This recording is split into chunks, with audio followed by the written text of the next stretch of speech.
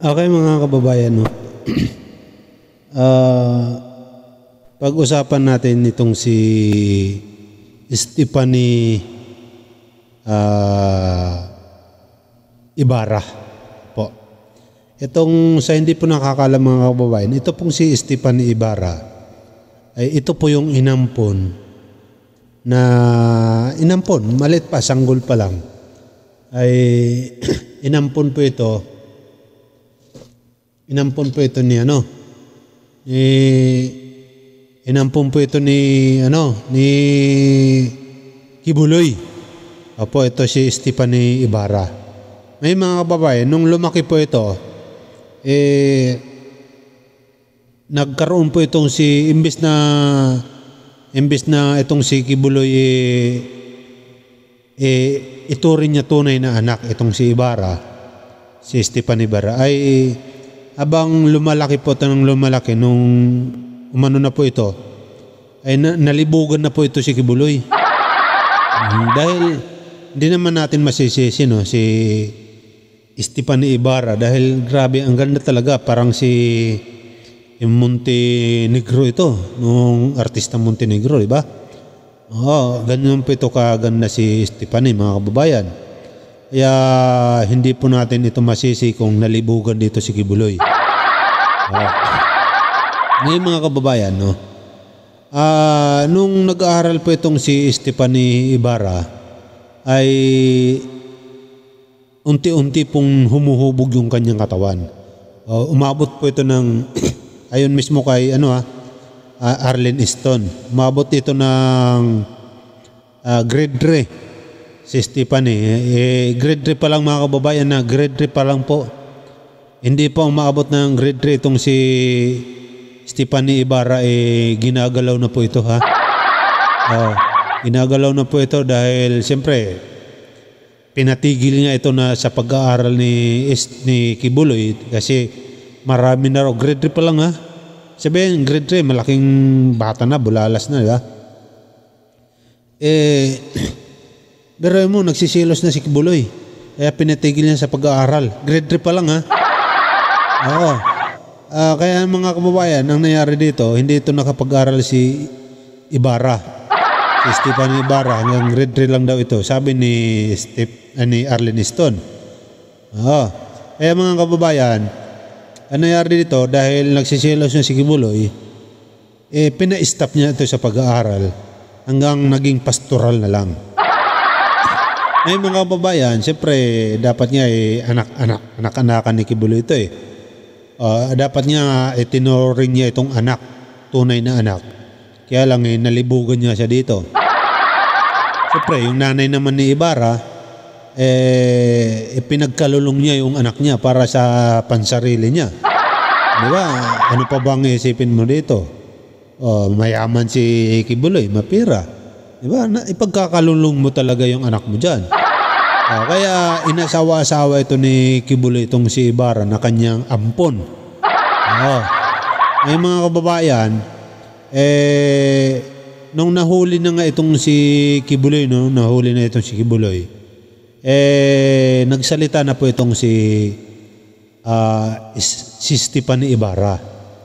Nagsalita na po siya na kung sa Tagalog pa, Bisaya kasi. Sinasabi niya dito, hindi raw niya matanggap na nagkaganon si Kibuloy, na nahuli si Kibuloy. Hindi raw niya matanggap, mga kababayan. Nangungulila daw dito siya kay Kibuloy dahil nakakulong na siya. Nirespeto daw niya itong si Kibuloy dahil minahal siya nito ng totoong pagmamahal, yung talagang totoong mag-asawa. Pero hindi niya ito pinakasalan. Kasi alam naman natin si Kibuloy, maraming pastoral ito na kapag tinupak yung kanyang jackhammer. Kapag tinupak yung kanyang jackhammer, pwede sa mong jackhammer dyan kahit kanino sa kanyang mga pastoral kapag ginusto niya. Kaya nga ayaw niya magpakasal sa isang babae. Ganito po talaga ang istorya dito. Ito, naniniwala tayo dito na talagang yung mga pastoral ni Kibuloy, ginagalaw niya talaga. Bakit? ito na lang ang patunay. Ampon niya. Ampon niya, inasawa niya. Diba? Grade 3 pa lang, ginadya-kamer niya na. Grade 3 pa lang, ginadya-kamer niya na itong si Stefan Ibarra. Hanggang sa lumaki ng lumaki, naging magsyota sila. Hanggang sa naging uro-asawa na sila. Diba? Ngayon mga kababayan, nagsasalita po ito si Stefan Ibarra. Kaya lang, scripted. Halatang scripted yung kanyang pagsasalita dahil ang sinasabi niya, iniwan daw siya ng kanyang magulang, pero yung magulang niya pala nasa tabi niya. Diba? Sinungaling. Kinuwar na raw sa kanya si Kibuloy, kinuha pa sa kanya yung magulang niya, kinuha pa raw sa kanya si Kibuloy. Samantala yung magulang niya nasa tabi niya habang nagsasalita. Diba? Pakinggan natin yung kanyang sinasabi dito mga kababayan. Itong si Stefan Ibarra. Ating pakinggan dito sa video ito. Because I'm not a good talker, di ko kayo makasultit, but because of him, I can compose songs of worship. Kahit akong giagian, di yun lalim, di basta-basta. But I am grateful because of him. Na ako dira, gatindog sa tubangan, gakanta, gaawit, ga-share, songs of worship sa buong kalibutan. I never hate pastor na ginadisiplina ko niya. Itong manang gawas mo nang ginasulti na giloy-loy ko, pastor, it's a really a big lie. No. Ginadisiplina ko niya itong paghigong mo ko niya. And because of that, nabago akong kinabuhi. O nailhan ko sa ama. Ang sinasabi niya po dito sa hindi nakakatindi ng Bisaya, no? Ang sinasabi dito ni Stefan Ibarra ay narespeto daw niya si Kibuloy dahil minahal siya nito at saka nabago ang kanyang buhay. Parang na lumalabas tuloy dito, mukhang pera talaga ito si Stefan, no? Hindi man niya lang naisip na inampun siya nito, itinuring siyang anak. Yung pala, ano pala to, si Kibuloy parang leon. Palalaki niya tapos lalapain niya. Diba? Ganito palang pagkatao talaga ni Kibuloy. Grabe pagkamanyakis nito. Ito ang patunay na talagang totoo ang sinasabi ng PNP. Na talagang marami ang naabuso ni Kibuloy dito. Dahil ito ang patunay. Ampon niya mismo, isang ampon niya inasawa-asawa niya. Tuloy natin. And I have a salvation. Sa tinood ng pastor is so painful. Ako na makita na ako ka. Naginaing ala. Yung mga wala na kayo na sa imo, ha? Because they just believe sa ilang mga radunggan ng mga bakat. Sakit na ko, ana. Because I know who you are. Because I've been with you since 2 years old. Ikuha nila amahan ako. Ikuha nila akong inahan. You are all I have. Magikuha pa nila sa ako. Ang hindi ko dito maintindihan, sinasabi dito ni Stefan kinuha raw nila ang kanyang amahan. Ibig sabihin, ama-amahan niya pa rin si Kibuloy kahit may relasyon sila. Diba? Dapat ang tawag doon honey o kaya darling. Diba? Bakit amahan?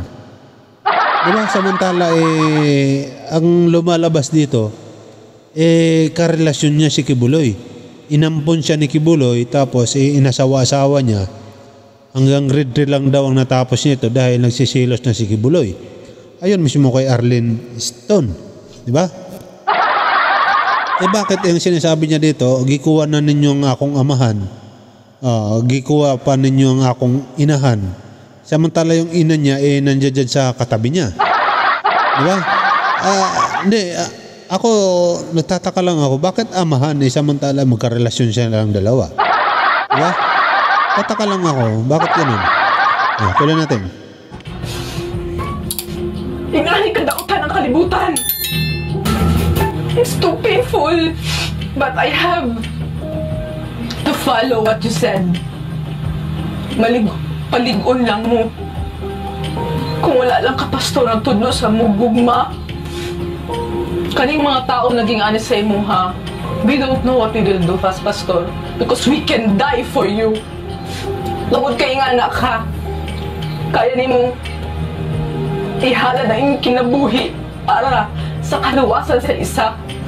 Grabe talaga. Diba? Mga kababayan ang napansin ko dito mga kababayan ay talagang nalason talagang utak ni Stephanie Ibarra dito kay Kibuloy, no? Nilason ng utak ni Kibuloy pati yung kanyang mga pastoral. Talagang nakakatakot yung ganitong paniniwala, no, na si Kibuloy. Bakit nakakatakot? Mga kababayan, bakit naman aasawahin mo isang ampon mo? Wala naman masama kasi hindi naman kayo magkakamag-anak. Kaya lang, wala ba ibang babae? Bakit pati yung ampon mo titirahin mo, di ba? Nakakalungkot lang yan na isipin para sa akin hindi dapat ganun. Pwede naman mag-jackamer ng ibang pastoral. Bakit ampon mo pa? Di ba? Oo, ang liwanag naman ng sinasabi dito ni Stephanie, nire-respeto ko siya, nire-respeto ko si pastor kasi minahal niya ako. Minahal niya ako, sabi niya. Tapos sasabihin niya uli, kinuha niyo ng aking inahan, kinuha niyo pang aking amahan. Bakit amahan? Samantala nagmamahalan pala kayo. Scripted ba yan? Ba, scripted yata yan na pag-iyak-iyak mo pustahan tayo kay Stephanie Ibarra. Sa tingin ko kailangan mo na maghanap-hanap ng iba. May makikilala ka rin dyan. Makakalimutan mo rin si pastor dyan, ha? Huwag kang mag-alala dahil si pastor matanda na yan. Diba, hindi na makakabalik sa'yo yan. Kung gusto mo, dalaw-dalawin mo na lang sa kulungan. Hayaan mo at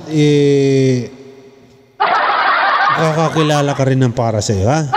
Nakakalungkot lang isipin na isa kang ampon tapos inasawa-asawa ka ni Pastor Kibuloy. Yan ang hindi ko nagugustuhan dyan.